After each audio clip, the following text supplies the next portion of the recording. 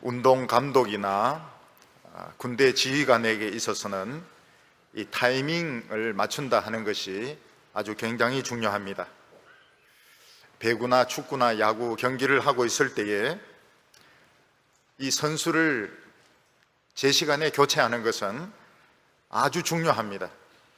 감독이 그 판단이 흐려져 가지고 선수 교체의 시기를 놓쳐버리면 점수 차가 많이 나가지고 결국 그 경기를 이기지 못하게 되는 것입니다. 그래서 운동 경기를 하는 감독은 딱 타이밍이 되었을 때 우리 선수가 힘이 좀 빠졌구나, 지금 계속 밀리고 있구나, 이러면 사실은 그 시간이 오기 전에 빨리 바꿔야 됩니다. 선수를 교체를 해줘야 되는데 그 타이밍을 놓치면 결국 그 경기를 이기지 못하는 것입니다.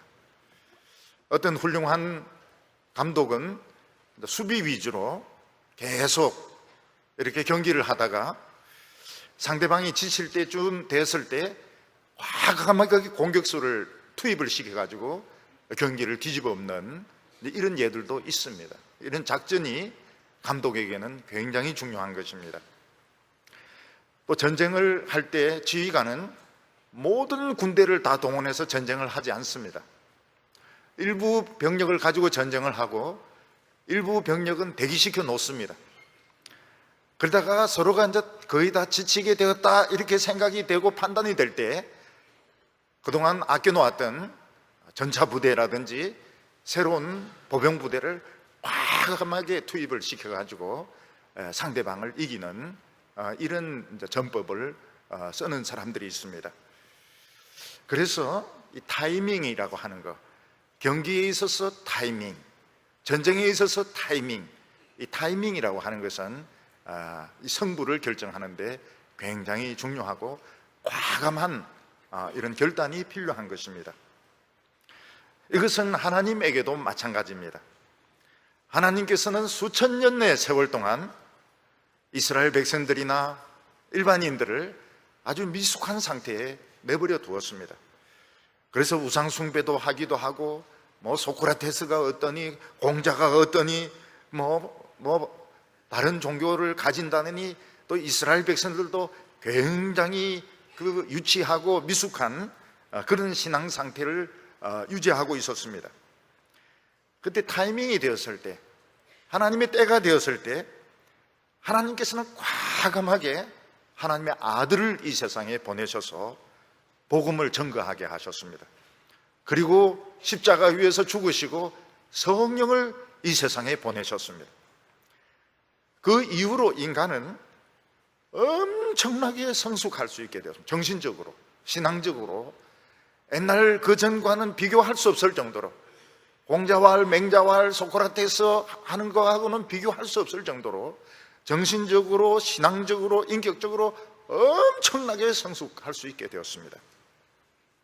이게 뭔가 하면 하나님의 타이밍이고 복음의 능력입니다.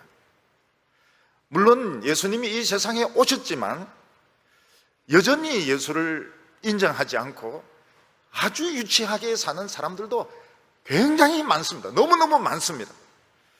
그럼에도 불구하고 하나님께서는 과감하게 아들을 이 세상에 보내셔서 복음을 전하게 하시고 성령을 이 세상에 보내셔서 예수를 믿고 복음을 받아들이는 사람은 예수 그리스도의 장성한 분량에 도달할 수 있을 정도로, 엘리야를 능가하고 모세를 능가하고 다윗을 능가할 수 있는 이런 수준으로 성숙할 수 있도록 하나님은 결단을 내리셨던 것입니다. 우리나라는 오랫동안 유교 경전을 외우고 양반 상놈을 따지는 아주 낙후된 나라였습니다. 그래서 우리나라는 일본에 먹혀버렸습니다. 그리고 전쟁이 일어나면서 우리나라는 그냥 잿더미가 되었습니다. 근데 그런 가운데서 우리는 열심히 하나님을 믿고 또 학생들은 열심히 공부하고, 물론 깡패도 있었고 삐딱한 학생들도 있었지만 그거는 아담 때부터 멸망할 때까지 있는 겁니다. 근데 학생들이 열심히 공부하고 또 기업인들 열심히 노력을 해서 우리나라가 거의 일본과 맞먹을 정도로, 외국 사람들 특히 동남아를 이래 가보면은 일본하고 우리나라를 대등하게 취급합니다. 실제로 경제력은 엄청나게 차이 나는데 동남아시아에 있는 사람들은 우리나라를 일본과 대등하게 생각하고 오히려 더 대단하다고 생각합니다. 저렇게 식민지를 당하고 저렇게 전쟁의 잿더미가 되었는데 어떻게 저렇게 발전할 수 있는가. 그래서 한국을 일본보다 더 좋아합니다. 우리나라의 이 장점이 무엇인가 하면 우리나라는 이 경제적인 부흥보다도 신앙의 부흥이 먼저 왔다는 것입니다. 우리나라는 일제를 통해서 또 전쟁을 통해 가지고 하나님을 결사적으로 믿었고 그리고 경제 발전이 오게 되었는데 굉장히 세계적인 그 경이로움을 나타낼 정도로 우리나라가 발전했습니다. 그리고 외국에 실제로 가본 분들은 우리나라가 지금도 얼마나 잘 살고 있는지 보게 됩니다. 일본보다 잘 살고요, 미국보다 잘 살고요, 중국보다 잘 살고요. 우리나라가 지금 우리는 경제력은 별로 없는데 잘 살기는 엄청 잘 살아요. 백화점에 가봐도 뭐 없는 물건이 없습니다. 참 대단한 나라입니다. 지금 우리나라는 이제 정권이 이렇게 바뀌고 이렇게 하면서 좌파 정권이 모든 것을 지금 주도를 하고 있습니다. 거기도 하나님의 뜻이 있다고 생각합니다. 너무 우리가 썩었고 교만해가지고 하나님께서 그렇게 하신다고 믿고 받아들이고 있습니다. 그렇지만은 받아들이기 참 어려운 것이 있습니다. 그 중에 하나가 무엇인가 하면 북한의 김정은은 살인자입니다. 신앙적인 눈으로 보면 분명히 살인자고, 살인자하고는 끌어안거나 칭찬하거나 이렇게 하면 안 돼. 이러면 자기가 걸려드는 것입니다. 트럼프는 엄지손가락 하면서 벌써 딱 걸렸던 거예요. 그리고 뭐 칭찬하고 이러면 딱 걸려듭니다.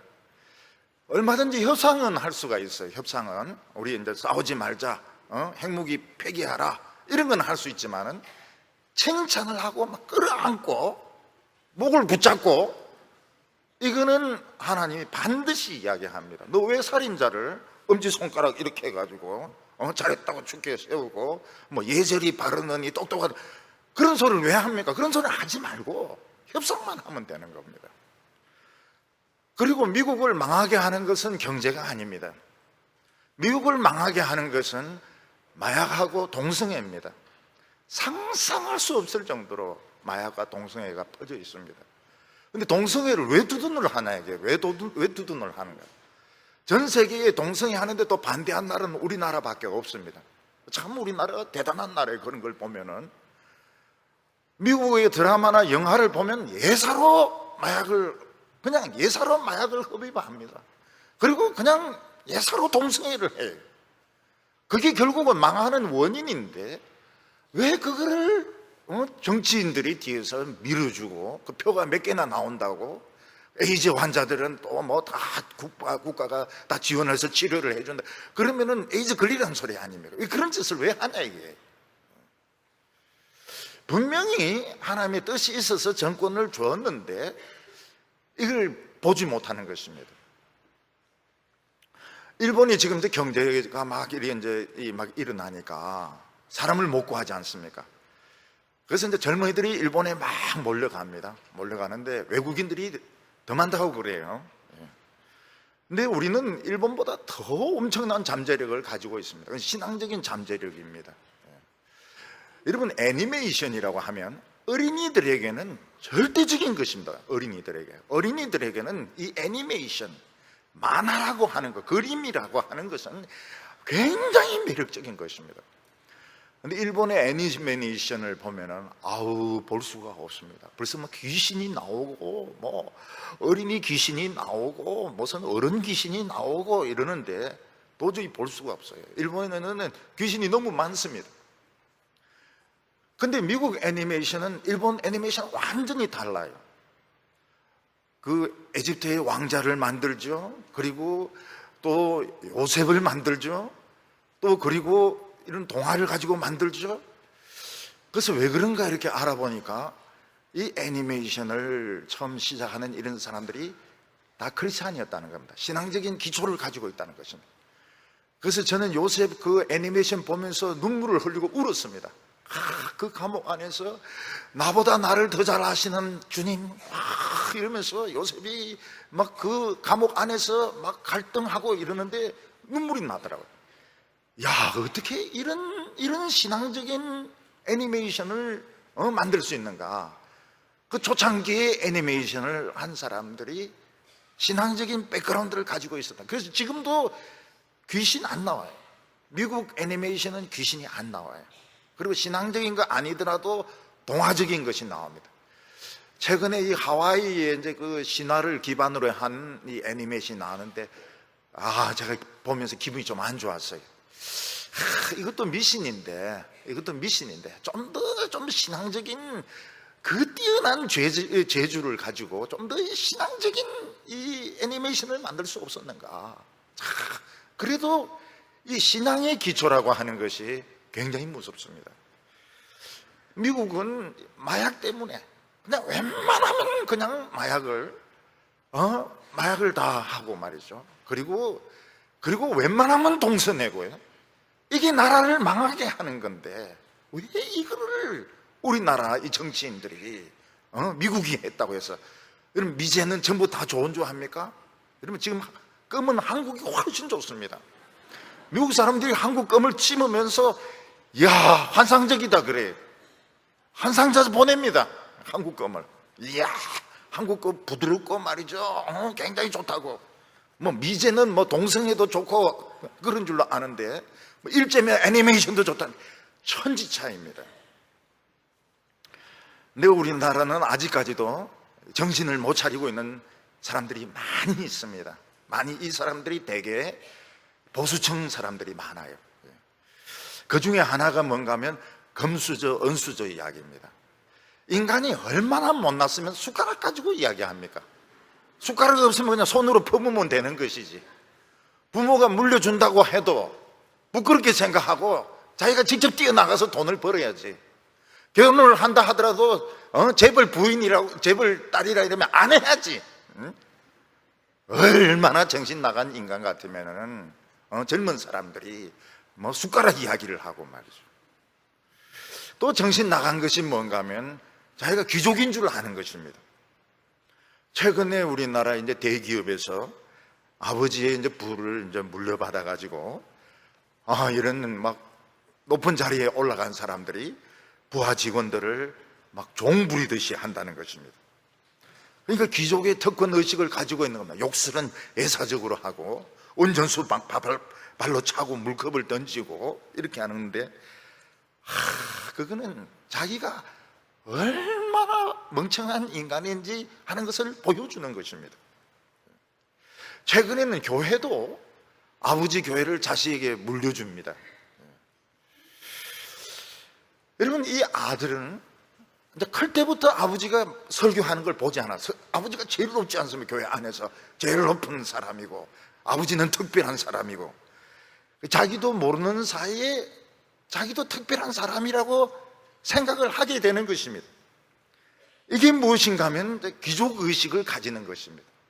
이게 시대에 굉장히 뒤떨어지는 것입니다. 교회도 그렇고 기업도 그렇고. 그래서 이 정권을 지금 하나님께서 다른 쪽에 맡겨줬다고 생각을 해요. 외국에서도 보면 대기업을 자녀들이 물려받습니다. 그렇지만은 다른 회사에 가가지고 다른 사람과 똑같이 밑바닥에서부터 훈련을 받게 합니다. 그리고 그러고 난 뒤에도 정말 이 사람이 정말 자격이 있는 사람인지 정말 이 사람이 책임이 있는 사람인지 검증을 하고 난 뒤에 회사를 책임지게 하는 것입니다.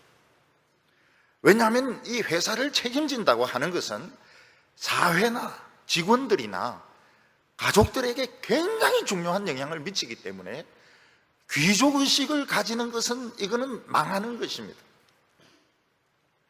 군대도 마찬가지입니다. 간부가 되기 전에, 장교가 되기 전에 훈련을 어떻게 시킵니까? 병들 받는 훈련 똑같이 배웁니다. 그래서 뛰고 기고 보초 쓰고 풀 뽑고 두드리 맞고. 그리고 요즘은 보면 이거 빠따가 없다고 그래요. 빠따가. 빠따 없는 게 참 좋긴 좋죠. 그러나 장교는 좀 터져봐야 됩니다. 좀 터져봐야 돼요. 그래서 병사들이 당하는 곳을 장교는 다 당해봐야 됩니다. 그렇게 했을 때 이제 전투가 벌어지고 작전이 벌어지면은 병사들의 입장에서 또 민간인의 입장에서 판단을 내려야 되거든요. 쏘아야 되냐 말아야 되냐 이걸 판단을 내려야 되는데, 그런 것도 훈련을 받지 않고 그냥 바로 장교가 된 사람은 그냥 장난치듯이 합니다. 장난치듯이 쏴라, 장난치듯이 공격해라. 그러면 다 죽는 거예요. 여러분, 목회자가 되려고 하면은요, 노방전도도 해야 되고요, 그리고 평신도로서 주일학교 교사도 해야 되고요, 그리고 개척교회도 해봐야 됩니다. 그러면 한 사람 오는 게 너무 어렵고요, 개척교회는 새로 와도 정상적인 사람은 안 옵니다. 알코올 중독자든지 다 우울증 환자든지 그런 사람들이 와요. 개척교회를 지금 나쁜 이야기 하는 거 아닙니다. 경험한 것을 이야기하는 것입니다. 그리고 한 명 오면 2명 나가고, 2명 오면 3명 나가고, 어떤 데 10명 나가고 이러는데, 이제 그런 가운데서 진짜 신발 바닥이 다를 정도로 병원 응급실과 장례식장과 그런 데를 신방하면서 하면 이제 건져내 가지고 교인들이 겨우 이제 30명, 100명 정도 되는 것은 교회가, 이거는 이미 굉장히 큰 교회가 된 겁니다. 근데 경험도 없이 큰 교회 부목사로 있다가 유학도 갔다 와가지고 박사학위 받고 바로 커리어가 좋으니까, 경력이 좋으니까 큰 교회 덜컥 맡았습니다. 그냥 자기 뜻대로 돼야 돼요. 뭐 장로님들이 뭐라고 해도 끝까지 밀어붙이고, 뭐 교인들이 무슨 생각을 하든 상관 안 해요. 이게 이제 귀족주의적인 것인데, 이게 결국 기독교가 망하는 것입니다. 그래서 목사를 키우려고 하면 유학 보내고 이렇게 하면 안 돼요. 이렇게 하면 안 되고, 개척을 하게 해야 되고, 신방도 주로 교도소라든지 응급실이라든지 이런 데 하면서 바닥에서부터 배워와야 그 사람이 진짜 제대로 된 목사가 되는 것입니다. 이것은 하나님에게 있어서도 마찬가지입니다. 하나님께서는 아브라함과 그 후손들에게 하늘의 축복을 주시겠다고 약속하셨습니다. 그런데 이 하늘의 축복은 엄청난 것입니다. 엄청난 것입니다. 이거는 군대 지휘관도 아니고요, 이거는 대기업의 회장 자리도 아니고, 수많은 사람들이 살고 죽는 문제를 결정하는 문제인데, 이스라엘 백성들, 구약 이스라엘 백성들 너무 정신적으로 유치한 거예요. 그래서 하나님께서는 이 축복을 물려줄 수가 없었습니다. 이 축복을 물려주면 이 축복을 사기당하든지 이 축복을 분명히 나쁘게 쓸 것이기 때문에 하나님께서는 모세를 통해서 전부 종처럼 가두어 두었던 것입니다.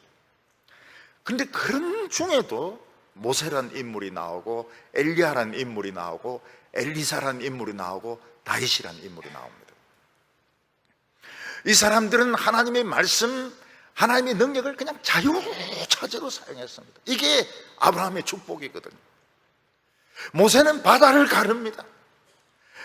엘리야는 죽은 사람도 살립니다. 하나님의 모든 말씀을 다 합니다. 하늘에서 불이 떨어지게 하고요. 그 아합의 아들이 자기를 잡으러 올 때 산 꼭대기에서 뭐라고 말합니까? 하나님의 사람이여 내려와서 잡히라, 이 말입니다. 내가 하나님의 사람이면 하늘에서 불이 내려와서 태웁니다. 그 다음에 또 장교도 와가 똑같은 소리 합니다. 하나님의 사람이여 내려오소서. 내가 하나님의 사람이면 불이 내려와서 너를 태워줄게. 불이 내려와서 태워 죽입니다. 세 번째 장교는 와가지고 제발 우리 생명을 아껴달라고. 그러니까 하나님이 내려가라. 너 하나님 사람 맞다. 사람 100명 태워 죽였으면 되지. 너 하나님 사람 맞다. 너 자존감이 왜 그래? 자신감이 없냐? 내려가라. 내려가서 바로 이야기해라. 그래서 이제 엘리야가 내려가는 것입니다.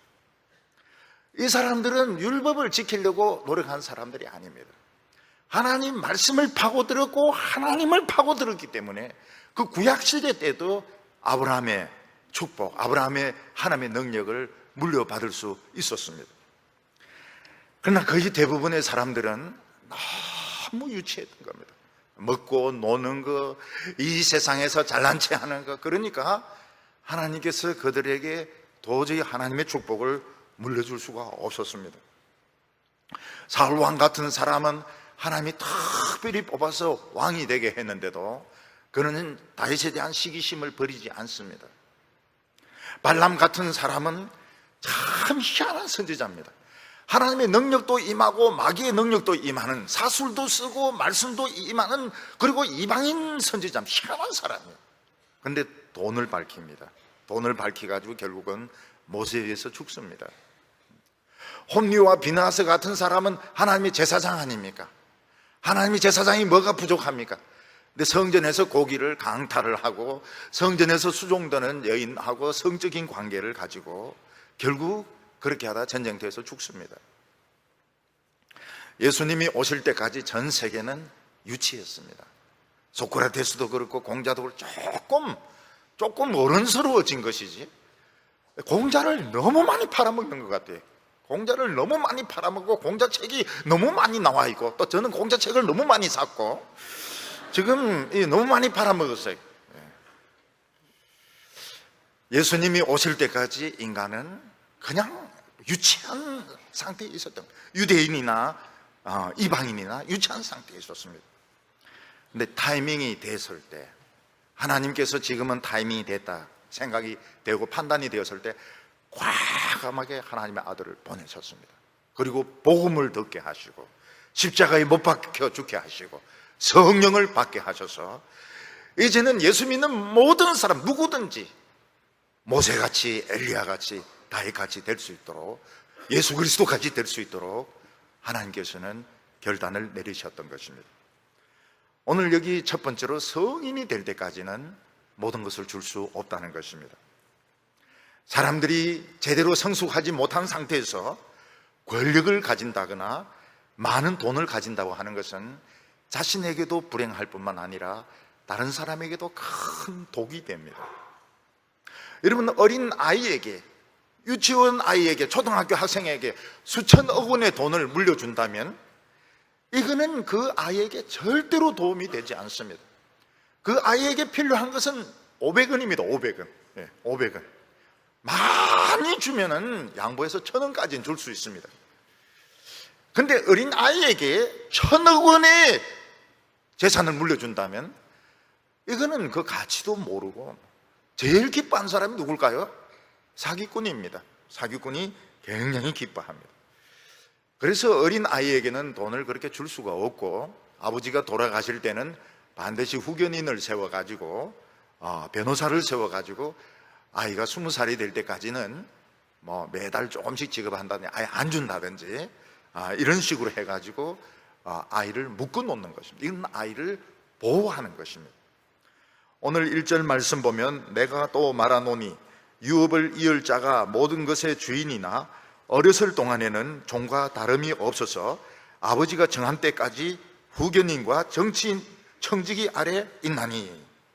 조금 전에 이야기했던 것과 같은 이야기입니다. 어떤 갑부가 있는데 아버지가 수천억 원의 재산이 있습니다. 근데 이제 아버지가 돌아가시게 되었는데 아이는 지금 아들은 지금 아직 초등학생이나 유치원생밖에 안 됩니다. 그러면 이 아버지는 이걸 물려줄 수가 없습니다. 왜냐하면 아이는 이 돈을 관리할 수도 없고 돈의 가치도 모르기 때문에 반드시 사기당하고 비참하게 망하게 되어 있습니다. 그래서 아버지는 이 아이가 성인이 될 때까지 재산 관리인 후견인을 세워가지고 이 아이에게 돈을 다 주지 못하도록 조금씩 주든지 안 주든지 하도록 이제 유언을 쓰고 죽게 되는 것입니다. 그러면 이 아이는 어떻게 됩니까? 후견인과 청지기 밑에서 다른 애들과 똑같이 오히려 더 엄격하게 훈련을 받게 됩니다. 그래서 잘못하면 매를 맞기도 하고 야단을 맞기도 하고, 근데 이러면서 이 아이가 자라게 되는데 완전히 성인이 딱 되면 어떻게 됩니까? 모든 것을 다 물려주고 청지기는 그 아들, 자기가 지금까지 야단치고 훈련시켰던 그 아이의 청지기로 돌아가게 되는 것입니다.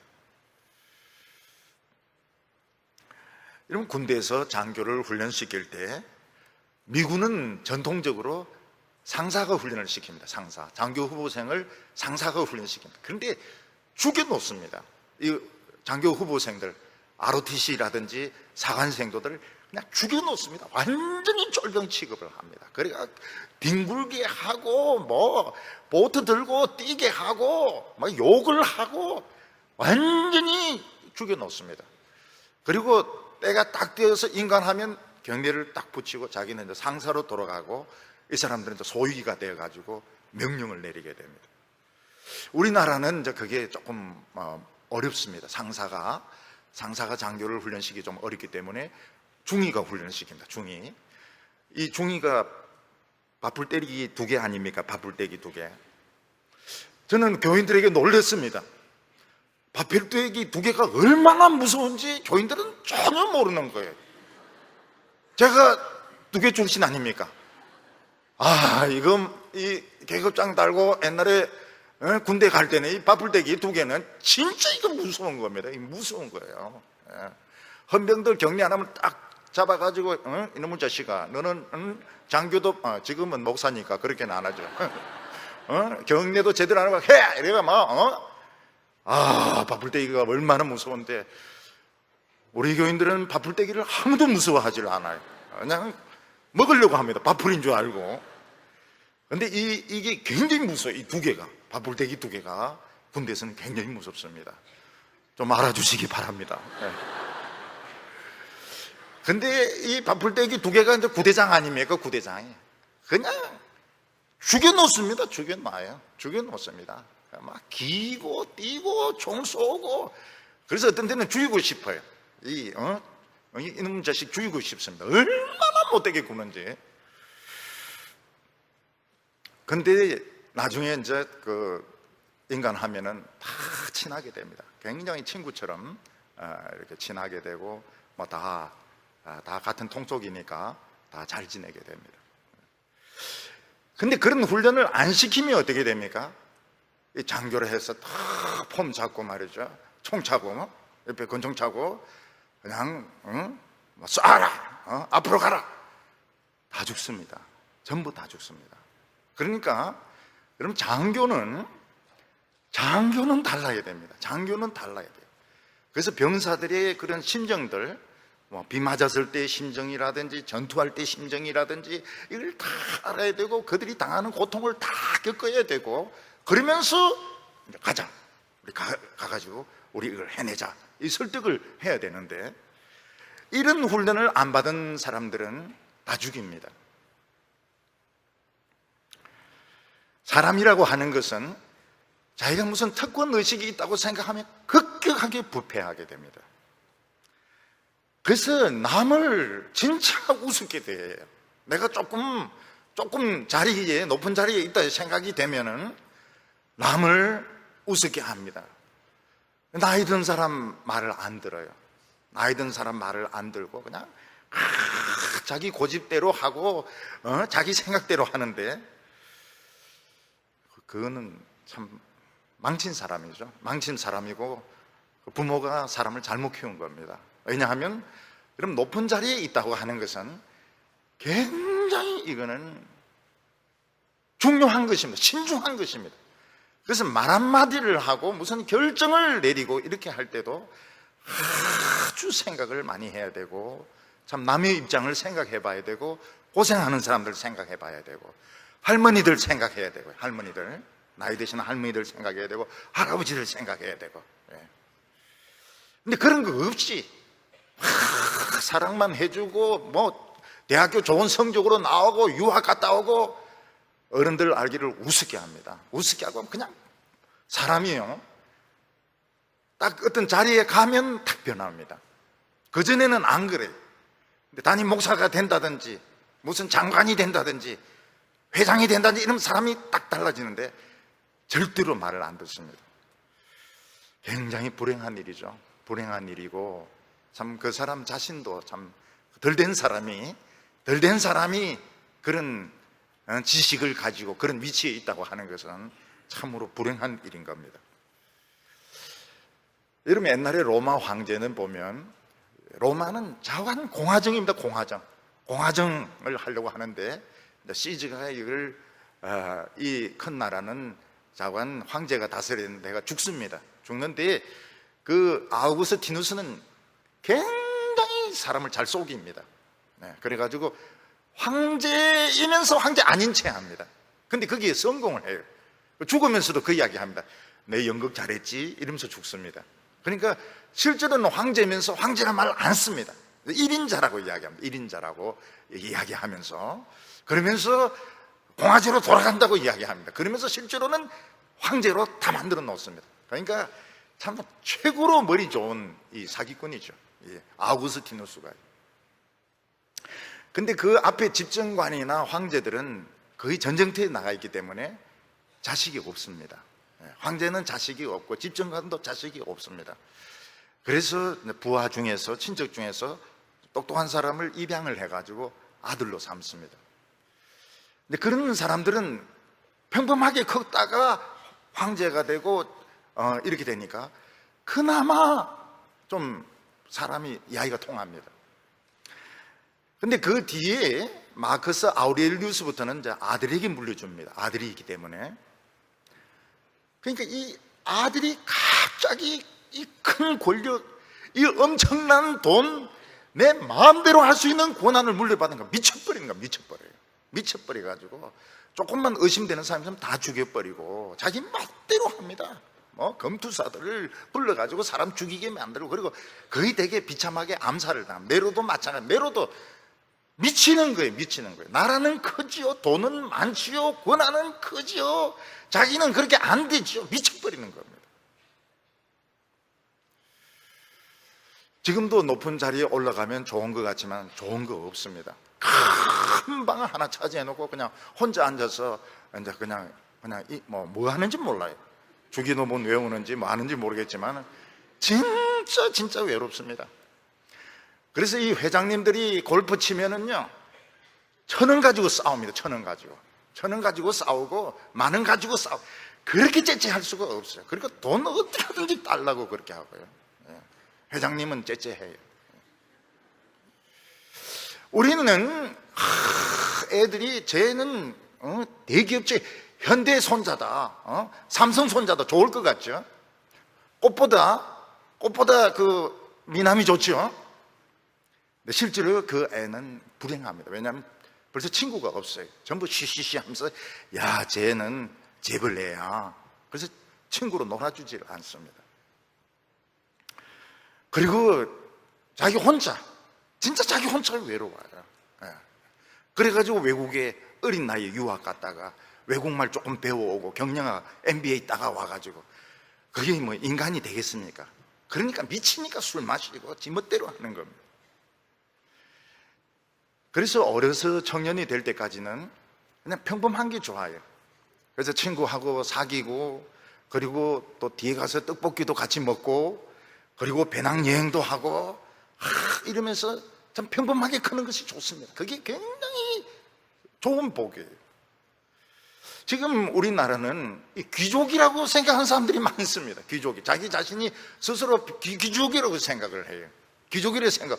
교회 안에서도 이제 그런 일이 일어나고 있습니다. 그래서 돈이 있으니까 애를 유학을 보내가지고 공부시키가 와가지고 자리 물리주고요. 미치는 겁니다. 미치고 준비가 안 돼 있어요. 이런 목회라고 하는 것은 그렇게 하는 게 아닙니다. 목회라고 하는 것은 진짜 한 사람 한 사람 참 이 교회에 와가지고 은혜 받고, 참 그 사람들 가치를 알아줘야 되고, 참 설교의 가치를 알아야 되고. 지금 우리나라는 이 교회가 지금 기업처럼 지금 변해 있는 겁니다. 귀족이라고 생각해요. 목회자 자녀들, 장로 자녀들 귀족이라고 생각해요. 그러는 이상은 절대로 소망이 없습니다.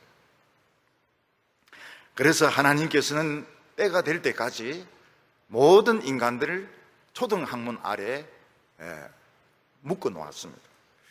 이 초등학문이라고 하는 제일 기초가 되는 그런 규율, 기초가 되는 그런 도덕을 말합니다. 이스라엘 백성들에게는 이게 율법이었습니다. 이스라엘 백성들은 율법을 무조건 지켜야 됩니다. 그래서 마새끼는 하나님께 바쳐야 되고 안식일을 지켜야 되고, 우리나라는 이제 유교가 초등학문입니다. 그래서 어른을 공경해야 되고, 양반상놈 제도가 있고, 또 그리고 조상을 공경해야 되고, 이게 다 우리의 초등학문인 것입니다. 그리스 같은 경우에도 보면 노예들이 더 많았습니다. 그리스가 민주주의라고 이렇게 하는데 그건 자유민에게만 해당되는 것이고 노예들은 민주주의 대상이 아니었습니다. 그런데 노예들이 훨씬 더 많았습니다. 로마도 마찬가지입니다. 로마도 로마 시민하고 아닌 사람과의 차이는 엄격했습니다. 그래서 아무도 자유가 없었습니다. 그리고 전부 유치한 생각을 가지고 있는, 싸워서 이기고 남의 거 뺏고 남의 여자 뺏고 재물 뺏고 나라 넓히고 그런 것밖에 모르는 것입니다. 그나마 제일 아름다운 사람들이 이스라엘 사람들이었습니다. 하나님의 율법은 잘 배우면 안에 무궁무진한 사랑이 들어있습니다. 무궁무진한 사랑. 우상을 섬기지 말라 하는 것은 하나님을 사랑하라는 뜻입니다. 음란하지 말라, 음행을 하지 말라 하는 것은 부부가 서로 사랑하라는 것입니다. 도둑질을 하지 말라 하는 것은 열심히 일해라는 것입니다. 열심히 일하고 자기 자신의 그런 재산을 잘 쓰라는 것입니다. 그러나 이스라엘 백성들은 삐딱하게 부정적인 쪽으로 생각하니까 하나님은 그냥 모든 걸 못하게 하신다고. 이방인들 보면 자유롭지 않습니까? 지 멋대로 하지 않습니까? 술 마시고 살인하고 별의별 짓 다 하지 않습니까? 그래서 이스라엘 백성들은 너무너무 이방인들, 또 이방인들 쓰는 말 한마디 배워가지고 써먹으면 뭐 대단한 지식이나 되는 것처럼 외국말을 쓰고 그렇게 했던 것입니다. 예수님이 오시기까지, 때가 될 때까지 모든 인류는 유치한 상태에서 그나마 소크라테스 같은 사람이 좀 생각하는 사람이었고 공자가 좀 생각하는 사람이었고, 율법은 진짜 참 대단한 것이죠. 대단한 것이지만 그 몇 사람, 엘리야라든지 모세라든지 다윗 같은 사람 말고는 그 가치를 몰랐던 것입니다. 오늘 두 번째로 하나님의 타이밍이 되었을 때 아들을 보내셨다는 것입니다. 아브라함은 자기가 받은 복이 얼마나 엄청난 복인지 몰랐습니다. 그냥 가축들만 생각하고 재물만 생각해가지고 하나님 앞에 여러 번 이야기했습니다. 그냥 우리 집에서 자란 이 종을 아들로 입양하고 싶다고. 하나님이 안 된다고 그럽니다. 첩의 자식 이스마엘을 내 아들로 삼아서 이 축복을 물려주고 싶다고. 안 된다고 합니다. 왜 그런가 하면 하나님의 축복은 뭐 양이나 소나 금이나 은으로 따질 수 있는 게 아닙니다. 이거는 파워입니다. 이거는 권세고 능력이고 생명이기 때문에 그 종이 그걸 감당할 수 미쳐버립니다. 이스마엘이 그걸 감당할 수가 없습니다. 특히 이스마엘의 성격은 굉장히 독특했습니다. 그래서 나중에 이스마엘은 그 사람들하고 어울리지 못해요. 혼자 들나귀처럼 혼자 들판에서 그냥 살게 됩니다. 하나님, 인간들은 수양으로 완전해질 수 있을 것이다. 그래서 바른 자세를 가지려고 하고 참 막 수양을 쌓으려고 애를 쓰고 도덕으로 완전해질 수 있을 것이라고 생각해서 도덕 공부를 열심히 하는데 안 됩니다. 절대로 안 됩니다. 인간은 어떤 방법으로도 성숙할 수가 없다는 것이 어느 정도 판정이 되었을 때, 인간이 다 지쳐 있을 때 하나님은 아들을 이 세상에 보내셨습니다. 하나님이 아들을 너무 일찍 보냈다면 인간들은 우리 힘으로 되는데 왜 하나님은 아들까지 보내가지고 우리가 성숙할 수 있는 기회를 뺏어버리냐고 불평할 겁니다. 또 아들을 너무 늦게 보내면 어떻게 인간들은 다 죽어버립니다. 그래서 하나님은 적정한 타이밍에 아들을 보내셨던 것입니다. 4절에 때가 참에 하나님이 그 아들을 보내사 여자에게 나게 하시고 율법 아래 나게 하신 것은 하나님의 타이밍이 되었을 때 하나님은 진짜 축복의 상속자를 이 세상에 보내셨습니다. 이것은 엄청난 일입니다. 진짜 축복의 상속자, 진짜 축복을 가지고 있는 분이 직접 이 세상에 인간이 되어서 오셨습니다.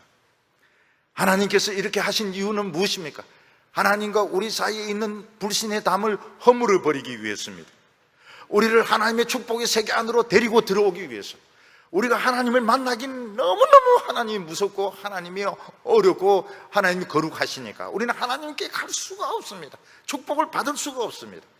아들이 우리인데 와가지고 우리의 친구가 되어주고 우리를 다 데리고 하나님의 세계 안으로 데리고 들어간 것입니다. 율법은 어떻게, 예수님이 십자가에 못 박히면서 율법은 완성이 되면서 효력을 상실하게 됩니다. 이제 유대인들과 모든 이방인들은 예수 그리스도 안에서 얼마든지 성숙할 수 있었습니다. 무한정으로 성숙할 수 있었습니다. 지성적으로, 감성적으로, 하나님의 진리에 있어서, 능력에 있어서 엘리야와 모세와 다윗을 능가할 수 있는 엄청난 그런 기회를 얻게 된 것입니다. 이게 하나님이 아브라함에게 약속하신 것이었습니다. 5절에 보면 율법 아래에 있는 자들을 속량하시고 우리로 아들의 명분을 얻게 하려 하심이라. 예수님은 율법의 시대에 태어나셨습니다. 예수님은 율법을 지켰습니다. 그렇지만 창조적으로 지켰습니다. 유대인들은 안식일에 아무것도 안 합니다. 그리고 못하게 했습니다. 그러나 예수님은 안식일을 창조적으로 지킨, 안식일 날 병을 고칩니다.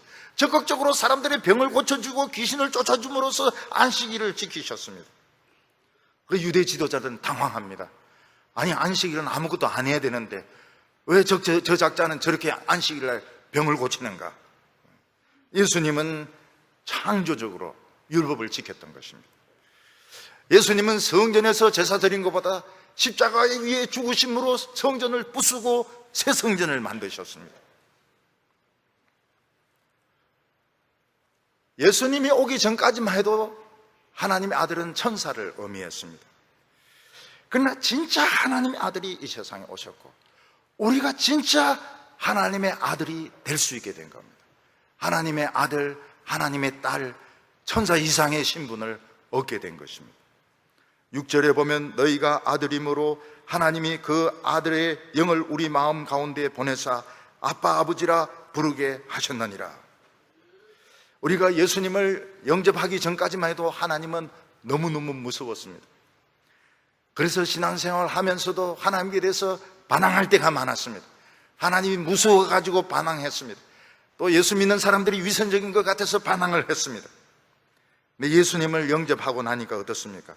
하나님이 하나도 무섭지가 않습니다. 하나님이 너무너무 나를 사랑한다는 걸 알게 됩니다. 그래서 기도할 때나 묵상할 때 하나님 아버지라는 말이 자연스럽게 나오게 됩니다. 하나님 아버지. 여기 아빠 아버지 이렇게 했는데 발음은 우리하고 똑같습니다. 아빠 아버지, 아빠라는 말이 우리하고 똑같습니다. 우리가 애들 부를 때 아빠라고 부르듯이 유대인들도 아빠라고 이렇게 부릅니다. 근데 이 신앙이라고 하는 것은 문화가 있어가지고요. 문화라고 있어가지고 어느 날 기도할 때 어떤 여자분이 대표 기도하면서 아빠 아버지, 아빠 이렇게 하니까 듣기가 싫어요. 이게 늘 아버지 이렇게 부르다가 부드럽게 이렇게 부르다가 어떤 분이 어디서 그 설교를 들은 것 같아요. 그래서 막 아빠 아버지 이런데 굉장히 신경이 거슬려요. 발음은 맞지만 신경이 거슬려요. 그래서 우리도 그냥 부드럽게 아버지 이러는 게 좋을 것 같아요. 신앙이라고 하는 것은 문화적인 이런 거하고 결국 발음은 아빠가 맞지만 우리 늘 아바 이렇게 불렀기 때문에 하나님께서 못 알아듣는 게 없습니다. 하나님 못 알아듣는 게 없어요. 여호와라고 하는 것은 맞는 발음이 아닙니다. 맞는 발음이 그런 발음은 없습니다. 그런 전 세계에 그 킹 제임스 번역한 사람하고 우리는 여호와로 부르지만은 여호와라고 부른 사람은 없습니다.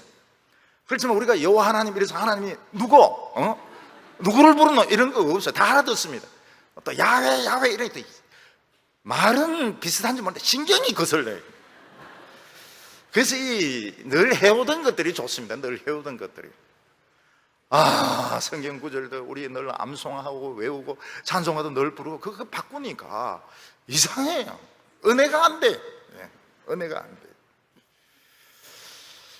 우리에게 제일 좋지 못한 것이 뭔가 하면 남의 눈치를 보면서 신앙생활을 하는 겁니다. 그건 종의 영입니다. 또 남의 눈치를 너무 안 보는 것도 죄입니다. 눈치 없는 죄입니다. 아무리 하나님의 아들이라 하지만 그래도 최소한도 눈치는 있어야지. 눈치 없이 막 지멋대로 하는 그것도 죄입니다. 눈치 부족의 죄입니다. 아들은 생각을 해야 됩니다. 아들은 생각을 해야 됩니다. 무엇이 가장 가치 있는가? 내가 이 세상 한 번 딱 사는데 나는 결혼을 할 것인가 말 것인가? 남들이 다 결혼하니까 결혼할 필요가 없어요. 나는 결혼하는 게 좋은가 안 하는 게 좋은가? 나는 어떤 직장을 가지는 것이 좋은가? 나는 무엇을 해야 되는가? 나는 무엇을 유업으로 받을 것인가? 나는 하나님 앞에서 어떤 모습을 가지고 있는가?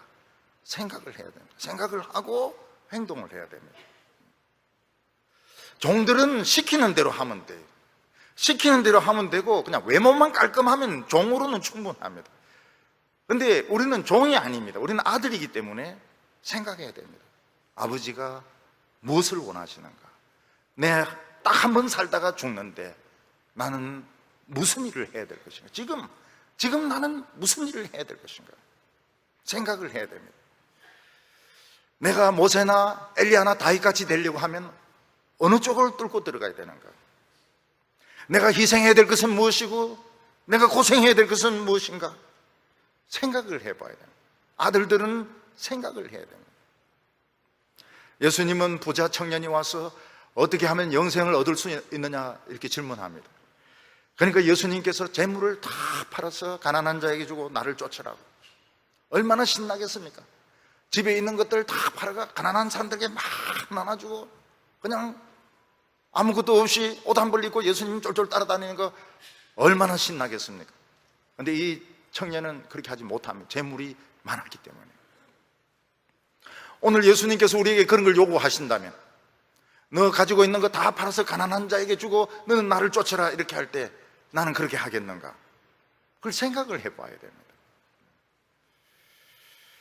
나는 한 번 사는데 남이 알아줘봐야 무슨 소용이 있으며 남에게 칭찬받아봐야 무슨 소용이 있으며 교회에서 인정받아봐야 무슨 소용이 있으며 딱 한 번 살면서 아들인데 나는 하나님의 아들인데 나는 하나님의 딸인데 나는 어떻게 살아야 될 것인가? 어떻게 살아야 될 것인가? 남편이 소리 지르면 끝까지 결사적으로 싸워서 이길 것인가? 애를 개패듯이 팰 것인가? 돈을 그냥 쌓아놓고 밤새도록 헤아리면서 코피 흘리면서 죽을 것인가? 그걸 생각을 해야 됩니다. 내가 부자 청년이라면 그래서 아시시 프랑시스는 그때 교황이 다 썩었거든요. 그래가지고 사람들에게 그런 이야기 합니다.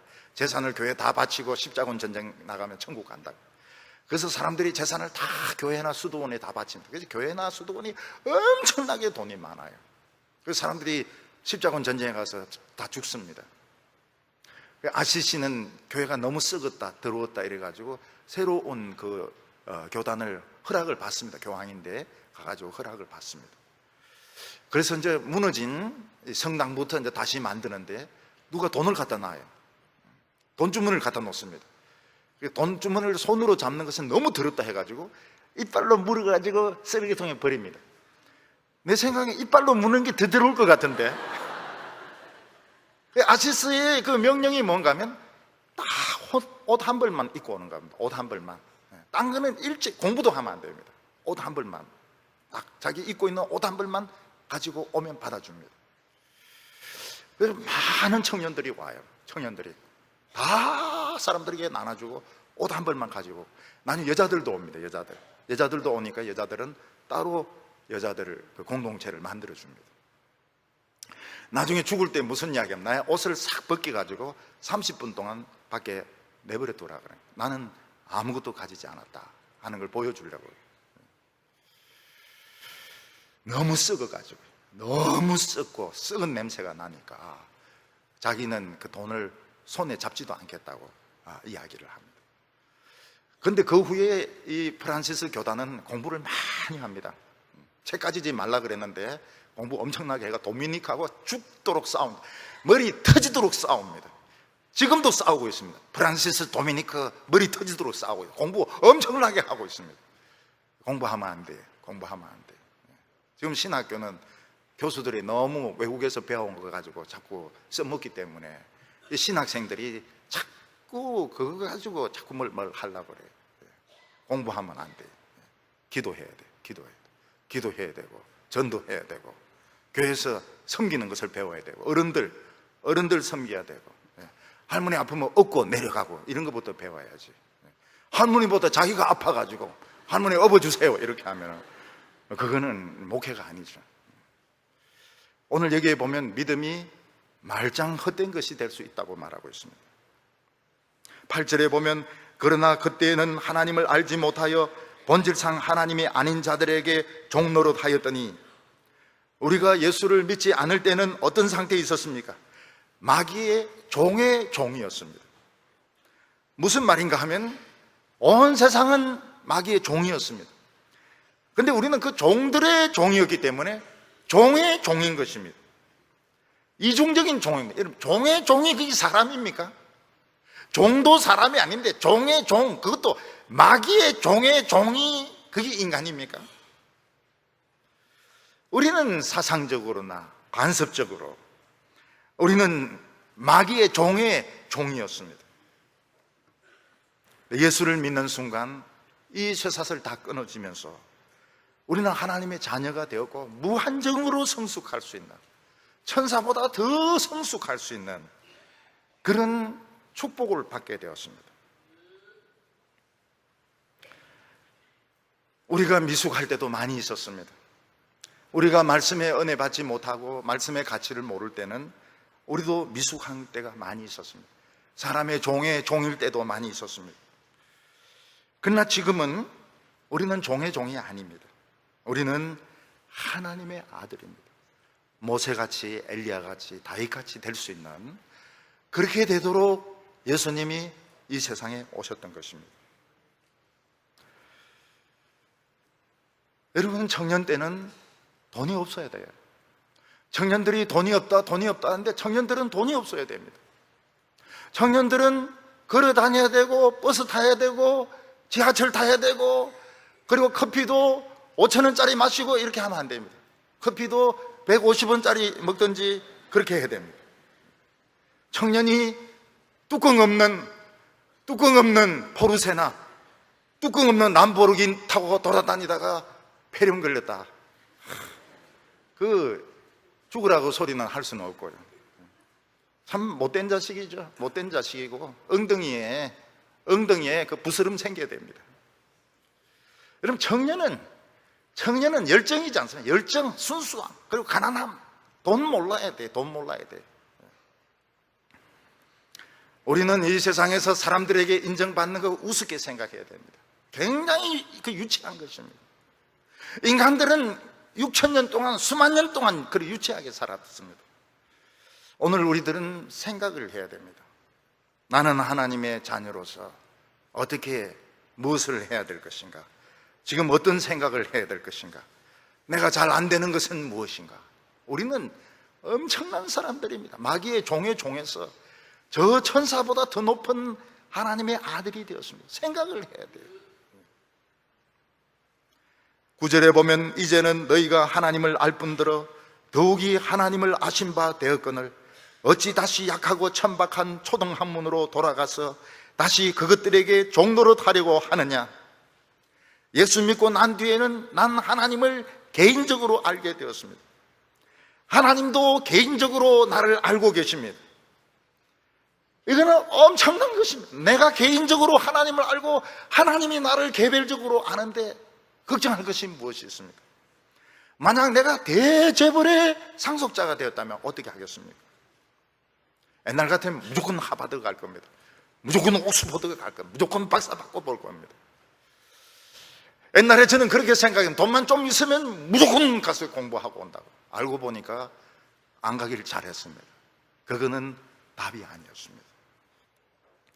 우리가 돈이 없는 가운데 성경을 깊이 연구하고 굶으면서 굶으면서 성경을 연구하고 내일 살 길이 없는 가운데 성경을 연구하고, 그렇게 할 때에 하버드하고 옥스퍼드하고 비교할 수 없는 하나님의 축복이 우리에게 임하는 것입니다. 하버드나 이런 거 많이 과장됐어요. 우리나라에서는 너무 과장됐습니다. 너무 사람들이 대단하게 생각합니다. 그것도 다 인간들인데, 다 인간들이 살고 인간들이 공부하는 것이고, 조금 IQ가 좋을지 모르겠는데 우리나라에서 너무 과장되어 있습니다. 여러분, 우리는 인간이기 때문에 세상에서 성공하고 싶어 합니다. 사람들에게 인정받고 싶고, 성취한 것을 자랑하고 싶고, 돈 많이 번 것을 가지고 대단하게 생각하고 싶습니다. 교계에서 높은 자리에 뽑히면 대단하게 생각합니다. 그게 하나님의 축복을 상속받은 자로서 합당한 일일까요? 하나님의 축복이 그 정도밖에 안 되나요? 하나님께서 아브라함에게 약속하시고 수천 년간 약속하시고 예수님이 오시고 성령이 오신 것이 우리가 이 세상에서 조금 높은 자리 올라가고 돈 좀 있고 남들보다 좀 좋은 자리, 그거밖에 안 될까요? 그것은 굉장히 잘못 생각하고 있는 것입니다. 우리는 이 세상에서 성실하게 일하고 봉사할 뿐입니다. 우리는 어느 위치에 있든지, 낮은 위치에 있든지 높은 위치에 있든지 나는 납니다. 나는 봉사할 뿐입니다. 장관 미니스트를 아닙니까? 봉사할 뿐입니다. 그리고 동사무소 근무하더라도 나는 나는 납니다. 그렇지, 이것이 우리의 무슨 상급이 되고 이게 나에게 무슨 대단한 것이 될 수가 없습니다. 그런 사람이 더 위대하게 보입니다. 다른 사람이 보기에도 더 위대하게 보입니다. 만약 우리가 이 세상의 명예나 사람들의 인정이나 돈에 집착을 한다면 우린 다시 초등학문의 종의 종이 되는 것입니다. 벌써 종 모습이 나와요. 벌써 유치하고 고집스럽고 자기밖에 모르고 종의 모습이 나옵니다. 예수님께서 그렇게 하시라고, 우리 보고 그렇게 해라고 십자가에 못 박혀 죽으셨나요? 그렇게 하라고 하나님께서는 아들을 주시고 성령을 주셨을까요? 우리는 믿는다 하면서도 세상 일에 엄청 집착을 합니다. 자기 명예에 집착하고 돈 손에 절대 안 봅니다. 그리고 자리도 그렇게 집착을 합니다. 그게 에서와 다를 바가 뭐 있습니까? 에서가 팥죽 한 그릇에 장자권을 팔았는데 에서와 다를 것이 뭐가 있습니까? 그게 에서인 겁니다. 에서. 이 세상의 직책에 집착하고 돈에 집착하고 사람의 인정에 집착하고, 그게 그 팥죽 받고 팔아먹는 거하고 뭐가 틀리면 똑같은 것이죠. 그러니까 교회가 무시를 당하고 욕을 얻어먹는 것입니다. 목사가 사람들에게 업신여김을 당하는 것입니다. 우리는 이 세상의 무식함에 대해서 위축될 필요가 없고 비율을 맞출 필요가 없습니다. 여러분, 장자다워야 됩니다. 장자가 아무리 배가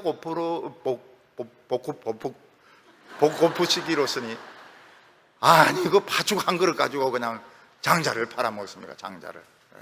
장자는 장자다워야죠. 이 당시 갈라디아 교인들 중에서는 할례를 받아서 유대인들의 인정을 받으려고 하는 사람들이 있었습니다. 10절에 너희가 날과 달과 절기와 해를 삼가 지키니, 유대인들이 너무너무 무서웠기 때문에, 너무너무 멋있었기 때문에 할례도 받고 그들은 날도 지키고 달도 지키고 여러 가지 절기도 지켰습니다. 그러면 유대인들이 알아줄까요? 예수 믿는 사람들이 할례 받았다, 날도 지킨다, 달도 지킨다, 대단하다, 이렇게 해줄까요? 우습게 합니다. 우습게 알아요. 그래, 너희들이 이제 좀 정신 차리는구나, 우습게 알았으면 우습게 알았지, 더 잘 봐주는 거 아무것도 없습니다. 여러분, 예를 들어서 우리가 영어를 좀 잘한다고 해서 막 굴리면요, 영어 혀를 막 굴리면 굿모닝 막 이렇게 하면 외국 사람들이 영어 잘한다 이렇게 할까요? 더 듣기 싫어합니다. 더 듣기 싫어요. 그냥 내 방식으로 그냥 굿모닝이든지 굿이브닝이든지 하면 되는 것이지 뭘 그렇게 굴리냐고요. 어떤 분은 막 너무 굴려요. 그래서 아나운서가 미국에 얼마나 사셨습니까? 이러니까 한 달 살았다고 이야기합니다. 듣기 싫죠. 그게 굉장히 듣기 싫죠. 우리 예수 믿는 사람도 발렌타인데이를 지켜야 될까요? 발렌타인데이를 지켜야 될까요? 초콜릿은 아무 때나 먹는 겁니다. 고3 학생들 100일주를 그래 술을 그래 꼭 마셔야 되겠어요? 외운 거 다 잊어먹습니다. 동짓날에 팥죽 먹는 거, 그거는 우리가 재미로 먹을 수도 있습니다. 또 대보름이 되어서 찹쌀밥을 먹을 수도 있습니다. 그거는 뭐 그동안 찹쌀밥 못 먹었기 때문에 먹는 것이죠. 근데 그 다음날 먹었다고 해서 뭐 귀신이 덤벼들거나 목을 조르거나 그런 건 없어요. 오늘 우리는 이 세상에 학교라든지 직장이라든지 부자가 사는 동네라든지 차라든지 뭐 이러는데 굉장히 집착을 하고 있습니다. 예수 믿는다 하면서도 장자권 팔아먹는 겁니다. 에스하고 다를 바가 없어요. 우리는 남들이 하는 것을 따라할 필요가 없습니다. 교회도 마찬가지입니다. 교회도 다른 교회가 한다고 해서 막 따라하다가 다 안 좋은 것이 나오니까 멘붕 상태에 빠져가지고 말이죠. 그래 할 필요가 없어요. 오늘 우리는 어떻게 하면 하나님의 장자로서, 믿음직한 장자로서 참 하나님이 믿을 수 있는 이런 신앙생활을 할 수 있을 것인가? 누가 뭐라고 해도 흔들리지 않고 내 자신의 모습을 지킬 수 있는 것인가? 11절에 내가 너희를 위하여 수고한 것이 헛될까 두려워하노라. 사도 바울이 복음을 전하고 부흥이 일어났습니다. 근데 이제는 이게 다 헛되게 되었습니다. 왜냐하면 이들이 애서같이 팥죽 한 그릇에 장자 명분을 팔아먹어 버렸기 때문입니다. 우리 예수 믿는 사람들은 장자들입니다. 하나님의 장자권을 가지고 있습니다. 축복권을 가지고 있습니다. 우리가 이 팥죽 한 그릇 때문에, 세상의 직장 때문에, 내 명예 때문에, 돈 때문에 이걸 팔아먹는다면은 참 어리석은 사람들이죠. 사도 바울은 우리의 신앙이 얼마든지 헛수고가 될 수 있다고 말하고 있습니다. 소경이 소경을 인도하면 둘 다 구렁텅이에 빠진다고 했습니다. 예수님은 멸망으로 인도하는 문은 크고 넓어서 거리로 가는 자가 많다고 했습니다. 넓은 길로 막 쫙 달리다가 다 멸망으로 빠지는 것입니다. 오늘 우리들은 하나님의 장자권을 가진 사람들입니다. 어떻게 에서같이 팥죽 한 그릇을 가지고 장자권을 팔 수가 있나요? 우리는 하나님이 믿으시는, 제일 믿으시는 장자들입니다. 우리는 어떻게 사람들이 하는 말에 좌우가 될 수가 있나요? 우리 성도들은 지금이 기회입니다. 지금까지 우리는 기다리고 있었습니다. 지금 사회가 이렇게 상식적으로 지금 말도 되지도 않고 온 세상에 마귀가 들끓고 있을 때, 이때 우리가 나서야 됩니다. 이때 우리가 하나님의 진리를 가지고 부흥을 일으켜야 되고 우리의 모습을 찾아야 됩니다. 지금 우리 성도들은 지금 싱싱합니다. 여러분, 싱싱한 걸 가지고 그냥 내버려 두가 되겠습니까? 싱싱한 모습, 이걸 가지고 쓸데없는데 이 세상 일에 다 쓰지 말고 이것을 가지고 모이고 기도해서 다시 한번 하나님의 영광을 나타내는 우리 성도들 다 되시기를 바랍니다. 거룩하신 하나님 아버지, 우리를 하나님의 장자로 삼아주셔서 감사합니다. 에서같이 팥죽 한 그릇으로 하나님의 장자권을 팔지 말게 하여 주시고 오늘 저희들의 당당한 모습, 아름다운 모습을 찾게 하여 주시옵소서. 우리 한번 살다가 죽을 텐데 생각하게 하여 주옵소서. 나는 어떻게 살 것인지, 나는 지금 어디에 있는지, 무엇을 위하여 살 것인지 생각하게 하여 주시옵소서. 우리 청년들, 성도들 돈의 노예가 되지 말게 하여 주시고 세상의 종의 종이 되지 말게 하여 주시옵소서. 여름에 하나님 아버지 성령의 바람이 불게 하여 주셔서 우리 어린이들, 청소년, 청년들, 어른들 마음속에 바알과 아세라가 잔뜩 들어와 있습니다. 이 탐욕의 이 영들, 음란의 영들 다 부서지고 깨어지게 하여 주셔서 우리가 하나님 앞에 회개하게 하여 주시옵시고 하나님 앞에 깨끗한 새 사람 되게 하여 주시옵소서. 예수님의 이름으로 기도하옵나이다.